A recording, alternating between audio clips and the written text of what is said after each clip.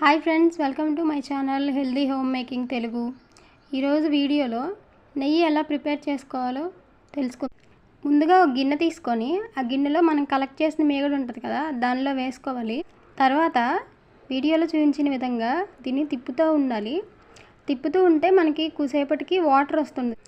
అలా తిప్పుతూ ఉంటే కంటిన్యూస్గా వాటర్ వస్తుంది. ఫాస్ట్గా తిప్పుతూ ఉంటే వాటర్ త్వరగా ఫామ్ అవుతుందండి. చూడండి వాటర్ ఎలా వస్తుందో.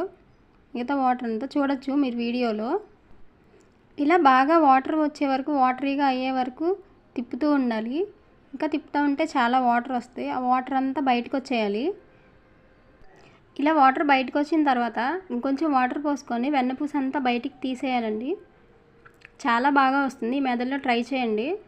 మా ఇంట్లో అయితే మేము ఇదే మెథడ్లో వెన్నపూస తీస్తాము. మీరు ఏ మెథడ్లో చేస్తారో కామెంట్ చేయండి.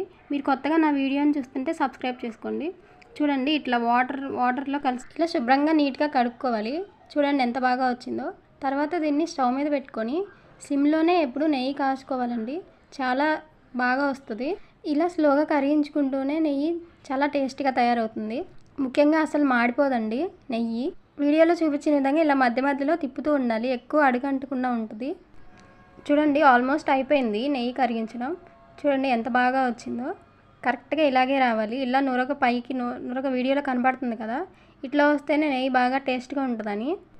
ఇప్పుడు ఒక టిప్ చెప్తాను మీకు. ఇలా మరుగుతూ ఉంటుంది కదా నెయ్యి, ఇట్లా లాస్ట్లో మనం కొంచెం బెల్లం తీసుకొని ఆ పలుకులు చేసి వేసినట్టయితే నెయ్యి చాలా రోజులు ఫ్రిడ్జ్లో పెట్టకపోయినా ఫ్రెష్గానే ఉంటుంది. మీరు బయట ఉంచినా సరే. బెల్లాన్ని మనం ఎప్పుడైనా లాస్ట్లోనే యాడ్ చేసుకోవాలి.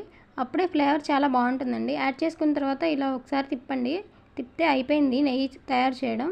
ఇంతేనండి. ఓ బౌల్లో షిఫ్ట్ చేసుకొని స్టోర్ చేసుకోవచ్చు. మీ ఇంట్లో నెయ్యి ఎలా తయారు చేస్తారో నాకు కామెంట్ చేయండి. నా వీడియోని మీరు కొత్తగా చూస్తున్నట్టయితే నా ఛానల్ని సబ్స్క్రైబ్ చేసుకోండి.